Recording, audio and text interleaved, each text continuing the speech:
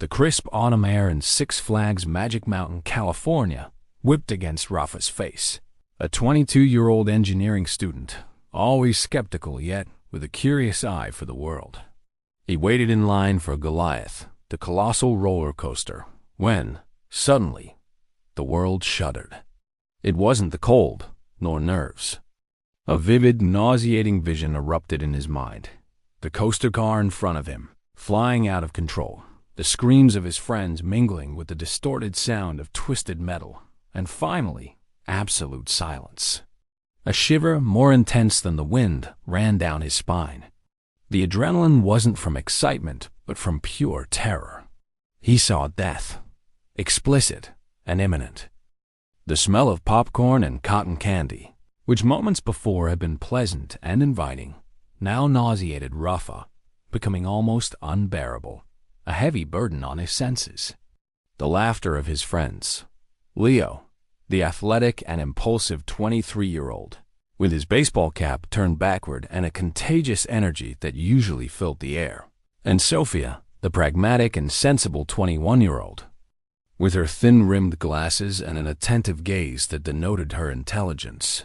Both engineering students like him, sounded hollow in his ears, an unreal sound amidst his growing panic.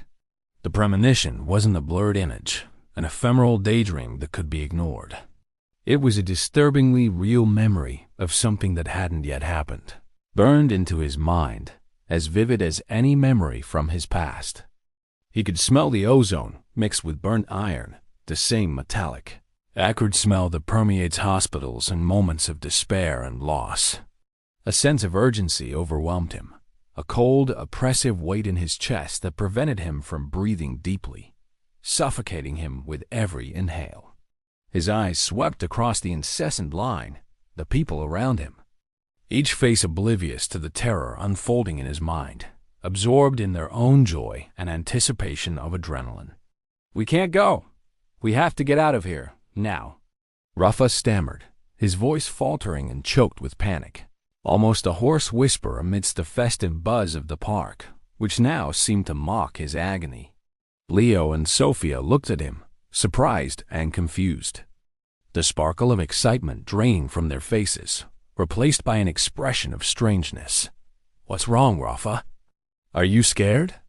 You, of all people, who's always been the bravest and most fearless." Leo provoked, with a mocking smile that Rafa barely registered, the irony lost in his fog of terror. "It's not fear, Leo. It's a strange feeling. The car is going to break loose. I saw it. I swear I saw it. It's going to kill everyone up there," Rafa insisted, his voice now firmer, but laden with a desperation that bordered on insanity, the conviction in his eyes shocking. His eyes were bloodshot and fixed, as if still witnessing the accident scene, every grotesque detail of twisted metal and mangled bodies. Sophia, always more observant and with a touch of sensitivity that Leo lacked, noticed the cold sweat on her friend's forehead, which ran down his temple and collected at his nape, soaking his shirt, and the uncontrollable tremor in his hands, which he tried to hide by clenching his fists tightly. "Rafa, you're pale. You're sweating cold. What's really going on? Tell me," she asked, her voice soft and concerned, cutting through the ambient noise of the park, making it seem distant and unreal. "Real?" Rafa tried to explain the vision in agonizing detail. The vivid colors of the blue sky mixed with twisted, rusted metal, the deafening sound of the fall before the absolute silence, and then the screams of horror that followed, a chorus of despair. He described his friends' faces, frozen in terror, the distortion of their features in panic, the brutal impact, the sight of crushed bodies, and the overwhelming feeling of powerlessness that paralyzed him. His words were a tangled mess of fragmented horror, almost incoherent to anyone who hadn't seen what he saw, but the conviction in his voice was undeniable, a desperation that transcended reason and logic. "It's real, Sophia. I saw it. I swear I saw every detail. It's not a joke, please. Believe me," he repeated, almost pleading, grabbing Sophie's arm with desperate force, his fingers digging into her skin. The line moved slowly, each step bringing them closer to the Goliath's boarding gate, a gate to the abyss in his mind. The sound of the tracks and the distant screams from the roller coaster, once exciting and adrenaline-inducing, now amplified his agony, transforming into a sinister soundtrack for his premonition, a macabre melody of death. He felt the ambient temperature, cold and pleasant, violently contrast with the feverish heat of his own panicked body, his blood pounding in his veins like a macabre drum announcing the end. Leo, impatient and visibly embarrassed by the scene Rafa was creating amidst the crowd of tourists, rolled his eyes with an impatient huff. "You're watching too many horror movies, Rafa. Seriously, this isn't real. It's just a ride. We came here to have fun, not to listen to your apocalypse paranoia." But Sophia didn't ignore him. She realized there was something deeper in Rafa's despair than a simple nervous breakdown or a tasteless joke. There was an authenticity to his fear that intrigued her, a vulnerability she had never seen in him before, a belief that made her doubt her own reason. After a heated argument which drew the attention of some people in line, and Rafa's threat to make a scene in front of everyone, "I'll scream. I'll tell everyone the roller coaster is going to fall. They'll have to drag us out of here, even if it's by force, but we're not getting on." His friends reluctantly gave in, convinced more by embarrassment than by faith in his words, and left the line, abandoning the promise of adrenaline and fun that the park offered.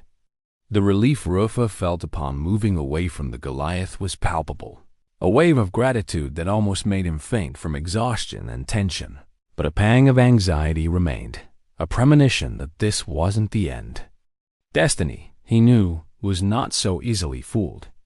The afternoon sun, still strong and golden, began to dip below the horizon, casting long shadows that contrasted with the remaining light, a sense of imminent foreboding.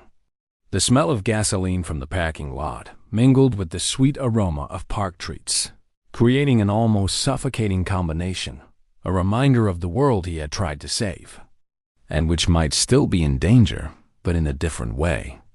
Hours later, the late afternoon sun painted the sky in shades of orange and purple over the majestic Santa Clarita Mountains, a spectacle of colors that, in another context, would be breathtaking. Like an uncontrollable fire, his mind was a whirlwind of contradictory emotions, a mixture of relief and an even greater terror. The initial, overwhelming relief of having averted the tragedy that would have struck them was quickly replaced by a growing sense of dread and an anguish that settled in his chest, heavy and cold as lead. He felt that he had only postponed the inevitable, that the price would still be paid, and in a much crueler and more personal way. The city, which just minutes before had seemed vibrant and full of life, with its sounds of joy and leisure, now seemed enveloped in a mantle of mourning and despair, the air heavy with the sadness of an imminent catastrophe. The fresh afternoon air had grown dense, a sense of foreboding hanging over them, a dark cloud that followed them wherever they went. The smell of smoke and burnt metal, an acrid and nauseating odor from the park, invaded his nostrils, a pungent reminder of what could have been, of what they had narrowly escaped, and which continued to haunt him, imprinting itself on his memory, devouring any hope. The roller coaster had suffered a catastrophic and unimaginable structural failure. Decided to go to Sophia's house in a quiet, tree-lined neighborhood of Pasadena, a desperate attempt to find refuge and recover from the overwhelming fright they had experienced. Night fell quickly, bringing with it a biting cold, typical of California autumns, that seeped into their bones and made them shiver uncontrollably. The conversation was monosyllabic, punctuated by long silences and apprehensive glances, each lost in their own dark thoughts. Unable to process the magnitude of what had happened, Rafa couldn't shake the feeling that the premonition at the park was just the beginning of something much larger and darker, a prophecy of doom that would unfold gradually.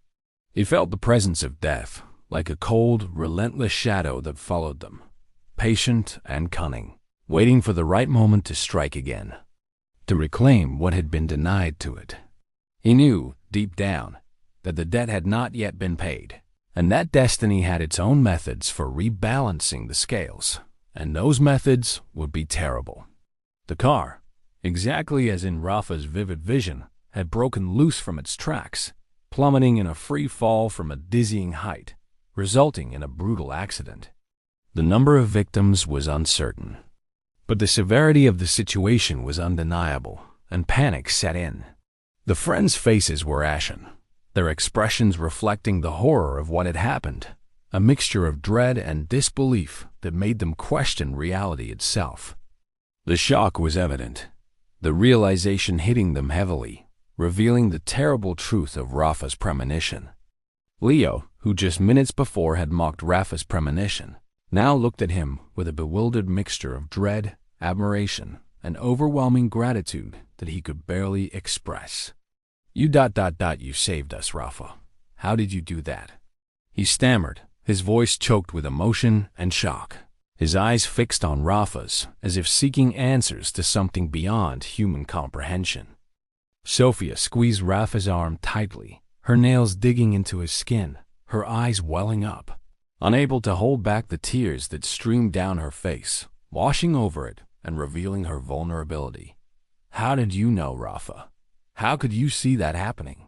She whispered, her voice barely audible, broken by emotion and shock, terrified by her friend's inexplicable clairvoyance. Now, it merely cast long shadows over the vast park parking lot, making it a melancholic place. The group was about to leave, the atmosphere still tense from the previous argument and Rafa's strange conviction, which hung in the air like a cold mist, when the unthinkable, the unspeakable, what Rafa had foreseen, happened. A sharp, agonized scream tore through the air, coming from the direction of the park, a sound of pure terror that made everyone stop abruptly, their hearts pounding in unison. It was followed by a deafening metallic crash, a sound of twisting and shattering metal that made the ground tremble beneath their feet, vibrating to their bones as if the earth itself was lamenting. The sound seemed to echo in the depths of the earth, an infernal wail that spread through the valley. "What was that, my God?" exclaimed Leo, his face suddenly paling, blood draining from his cheeks, his bravado from before completely forgotten, replaced by a chilling terror that paralyzed him. Sophia and Rafa looked towards the park, their eyes wide and fixed on the colossal Goliath, which now seemed an even larger and more terrifying monstrosity, a symbol of doom, enveloped in a dark aura. A dense cloud of dust and debris violently rose above the attraction, rapidly growing in the previously blue sky, painting it gray and red, and a horrifying silence followed. A silence that weighed heavily, that suffocated, broken only by the murmurs of shock and horror that spread rapidly among the people in the parking lot. Like an invisible virus of despair, news began to circulate via text messages and social media with terrifying speed. Rafa couldn't answer. The group, still in shock and trembling, their bodies in a state of alert. The following days were marked by a strange and disturbing mixture of restrained euphoria and an apprehension that gnawed at their souls, consuming them from within like a slow poison. The news of Rafa's miracle spread like wildfire among his university friends and acquaintances. With her analytical and logical mind that sought facts and evidence, was now punctuated by long, awkward silences, broken only by the clinking of cups on saucers and the distant hum of the cafe, which seemed to come from another world, a muffled echo of normal life. The urban environment of Los Angeles, with its sounds of constant traffic and distant sirens, which before were just background noise and part of the soundscape, now seemed to amplify the tension, turning every sound into an omen, a warning, a step of death. Rafa felt a weight in his chest, as if the air was thin, making breathing difficult, a constant pressure that suffocated him. He began to have horrible nightmares, fragmented visions of bizarre and inevitable deaths, always with a peculiar and disturbing sound of roller coaster tracks and muffled screams in the background. A macabre melody that haunted him even when awake, infiltrating his thoughts. Every morning, he woke up sweating, his heart pounding to the point of bursting in his chest, with the oppressive feeling that time was rapidly running out. That death was on his heels, closing the distance with each sunrise. He tried to trick destiny, avoiding everything that could be a trap, crossing the street without extreme caution, cooking, using elevators, even showering at certain times of the day. But death seemed to have 1,000 faces, and with each evasion, a new threat emerged, more subtle and dangerous, proving that destiny was non-negotiable and cunning. Was now visibly shaken, her face pale and her eyes, once filled with a pragmatic and rational sparkle, were clouded with fear and confusion, almost lifeless. She tried to convince herself, muttering phrases like, "It's a coincidence, Rafa. It has to be. We're just overthinking things. Our minds playing tricks on us because of the trauma." But her voice was weak, choked, and full of uncertainty, lacking its former conviction, revealing her own inner struggle. Rafa saw the uncontrollable tremor in her hands, which she tried to hide under the table, the way she avoided his gaze, her chin subtly trembling, betraying her panic. "It's not a coincidence, Sophia. Death wants us. It's following us and hasn't given up on us. It's just changed tactics. It's hunting us slowly," Rafa said, his voice low, almost a hoarse whisper, but laden with a terrifying conviction that gave him chills and made Sophia's skin prickle, transforming him from an eccentric with strange ideas into a kind of dark oracle, a visionary of doom, both respected and feared, yet also avoided. They were alive, and that was what mattered to most, an immense, almost palpable relief that allowed them to breathe again. However, the faint celebratory tone soon gave way to a palpable climate of discomfort, a feeling that their luck was only temporary, a fleeting and dangerous truce.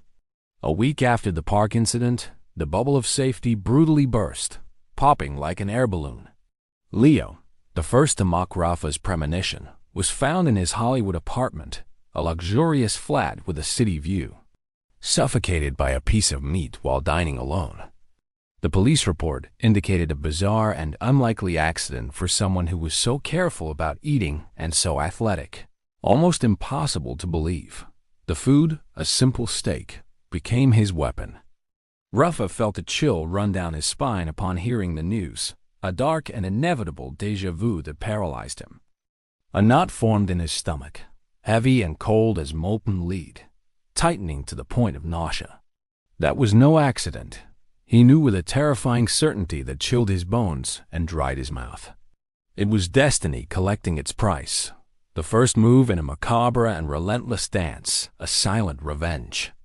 Death, which had been cheated at the amusement park, was now hunting them, one by one, in unexpected and cruel ways, each more bizarre than the last, almost like a sick game. With each new report of an accident involving someone who had been in line with them on the day of the incident, the air around Rafa seemed to thicken, heavy with the invisible presence of fatality. A dark mist that enveloped him, making breathing difficult and the environment claustrophobic. The smell of strong coffee in the cozy cafe where Sophia and he met to discuss Leo. A shocking death mingled with the sweet and intoxicating aroma of jasmine flowers wafting from a nearby florist. A morbid contrast that Rafa would never forget. A mixture that seemed to portend more losses and misfortunes. Sophia, initially skeptical of premonitions and the idea of destiny, the conversation, which once flowed freely and was filled with ideas and engineering projects. Rafa's paranoia reached a new level, transforming into an invisible prison that surrounded him on all sides, suffocating him with its fear. A neighborhood known for its steep hills, old houses, and bohemian atmosphere, demonstrating the extreme fatigue the situation imposed on both of them. "Are you okay, Rafa? You're calling very late again. Did something happen?" she asked, concerned by the urgent and desperate tone of his voice. "Did you hear that, Sophia? Did you hear it?" The sound of the tracks. It was in my room. He whispered, his voice choked with fear, almost inaudible, but full of a palpable urgency. What?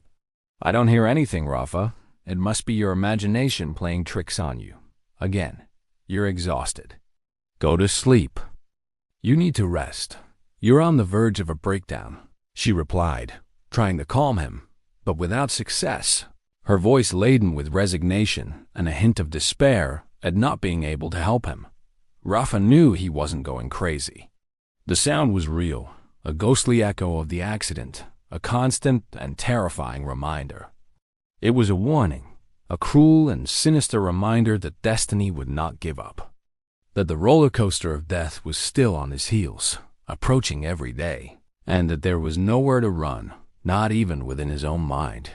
Rafa heard a familiar and terrifying creak, a distant sound, yet unmistakable, that chilled the blood in his veins and made him hold his breath. It was the characteristic sound of roller coaster tracks, the squeak of metal against metal, the click of the wheels, a sound he knew so well, now transforming into a sinister omen. He abruptly got out of bed, his heart pounding to the point of bursting in his chest, cold sweat dripping down his spine, soaking his clothes and the sheet. He looked out the window, but there was nothing but the dense darkness of the night. The street was dark, lit only by the distant city lights, which seemed like evil eyes winking in the dark, watching him. The sound disappeared as quickly as it came, leaving Rafa breathless and with an indescribable sense of dread that completely overwhelmed him. Every noise, every shadow cast by the city lights, every unexpected movement became a potential trap, an unquestionable sign that death was approaching, stealthy and relentless. He avoided crowds at all costs, refused to eat outside his home, preferring canned goods prepared by himself in his apartment, believing that any external food could be a vector of danger. He dodged falling objects as if they were lethal projectiles, analyzed every step he took on the street, every gesture he made, obsessively, fixated on avoiding any risk, no matter how minimal. His mind was exhausted from calculating risks and probabilities, from constantly trying to decipher the signs of destiny. Sophia, his only remaining ally, struggled to keep him grounded in reality, offering comfort and a dose of logical skepticism. But her own fear also grew with each new disturbing piece of news that arrived, undermining her own rationality and hope.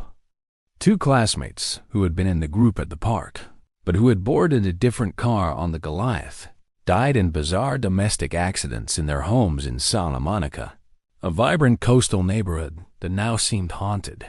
One by inexplicable electrocution while trying to change a common light bulb, and the other by an equally bizarre and inexplicable fall down the stairs, with no witnesses, found in a pool of blood. The coincidences were too much to ignore, even for Sophia's rational mind, which began to doubt everything she believed in. Rafa spent hours on end researching bizarre events, improbable accidents, and inexplicable deaths, immersed in conspiracy theories, folklore about destiny, and even ancient beliefs about curses, searching for patterns and connections. Desperate to find a way to break the cycle, to trick death once and for all. He felt the weight of time on his shoulders, the silent countdown in his chest, a macabre ticking clock that only he heard, each heartbeat a step towards the inevitable. The city of Los Angeles, with its vibrant energy and its promise of glamour and infinite opportunities, now seemed a sinister stage for a silent nightmare. Every street a potential minefield, every corner a place of hidden danger. The smell of the ocean breeze from the coast, which Rafa loved so much and which used to bring a sense of peace and freedom, now seemed mixed with strange, almost metallic odors of ozone and burnt things, constantly reminding him of the accident scene, a smell of doom that pursued him. One night, while trying to sleep in his small apartment in Echo Park, he called Sophia, who answered with a sleepy voice and a suppressed yawn. The tension between Rafa and Sophia intensified daily, transforming their friendship into a tangled web of fear, frustration, and silent distrust that slowly pulled them apart.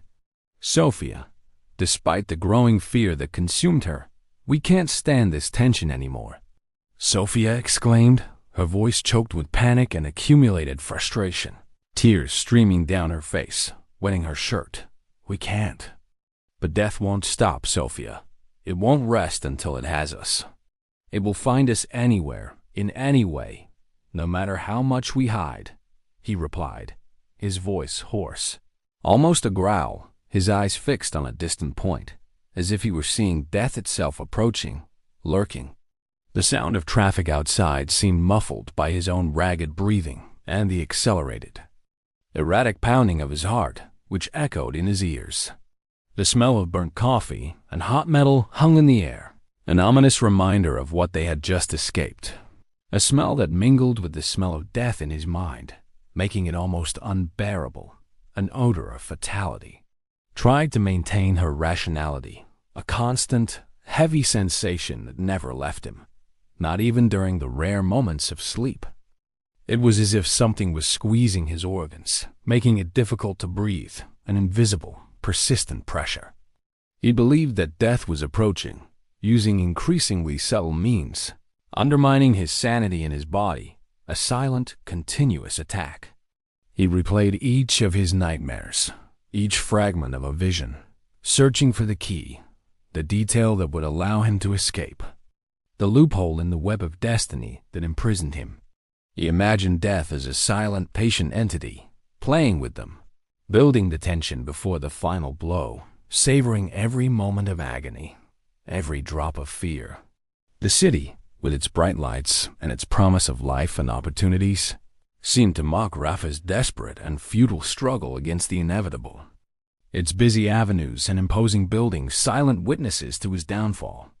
Autumn advanced, and with it, the cold and the dry leaves that accumulated on the sidewalks, which he saw as symbols of life draining away, of nature following its inexorable course.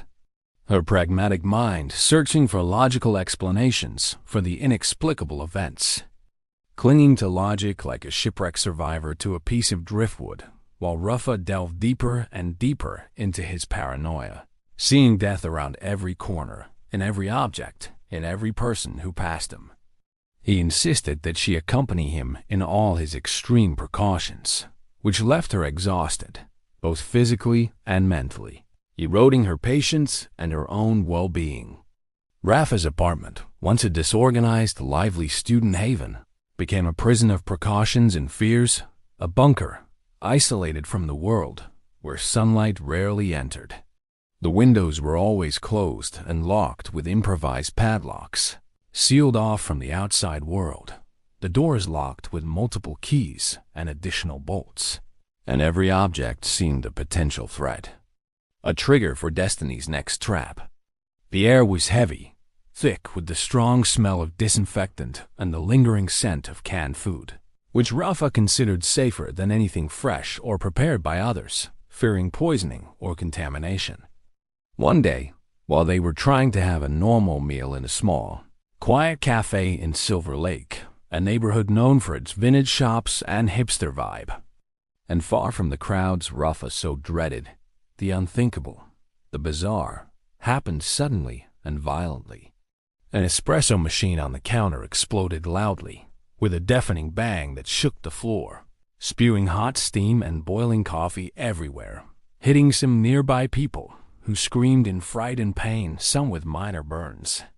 Sophia screamed in fright, a sharp sound of panic that ripped through the air and mingled with the steam. Rafa, in a conditioned, almost superhuman reflex, pulled her abruptly under the table, shielding her with his own body, covering her head with his arms, feeling the heat of the steam on his skin. He had foreseen a vague image of steam, a smell of burning, and a loud noise in one of his recent nightmares. And the scene was identical, a terrifying déjà vu that confirmed his worst fears. They emerged unharmed, covered only in steam and coffee, but the incident only served to reinforce Rafa's terrifying convictions and heighten Sophia's despair and exhaustion, as she watched reality bend to her friend's paranoia and destiny manifests itself in increasingly unexpected ways. "We can't live like this, Rafa." Rafa began to feel a strange pain in his chest.